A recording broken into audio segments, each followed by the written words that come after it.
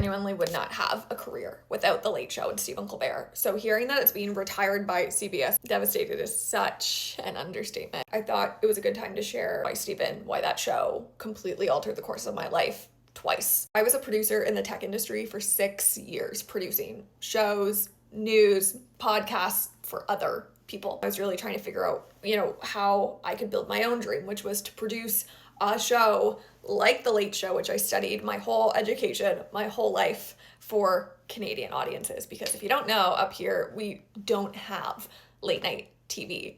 And there's no show that really ties us all together, especially Gen Z, in the way that I remember sitting down to watch The Late Show. I was in a job that I told myself had to be my last job without an answer, because I couldn't figure out kind of how to make it happen, even though I could produce all these things for other people. And I ended up going to New York on a work trip.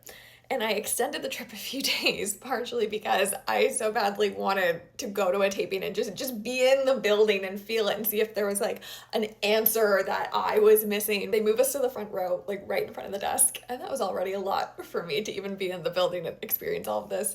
And it's a live show, so, there's not going to be a lot of time for the Q&A, but I put my hand up anyway, and Stephen turns to me.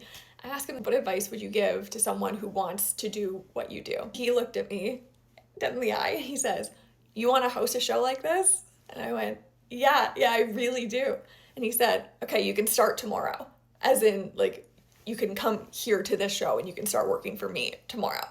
And the whole place cheered. That moment was like magic in my veins. Just a few months ago, I have finally left the industry to figure this out full time.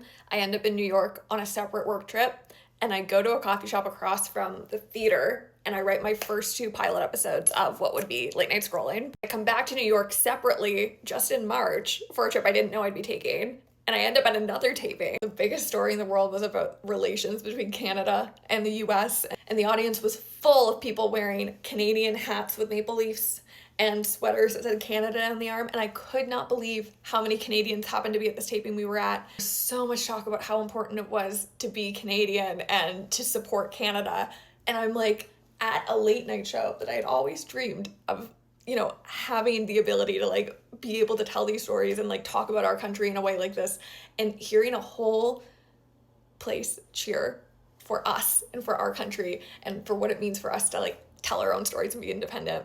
And it was, once again, full on goosebumps. After that trip, we hard launched Late Night Scrolling Canada and debuted on the entertainment news charts under Strike Force 5, which Stephen is, of course, a co-host of.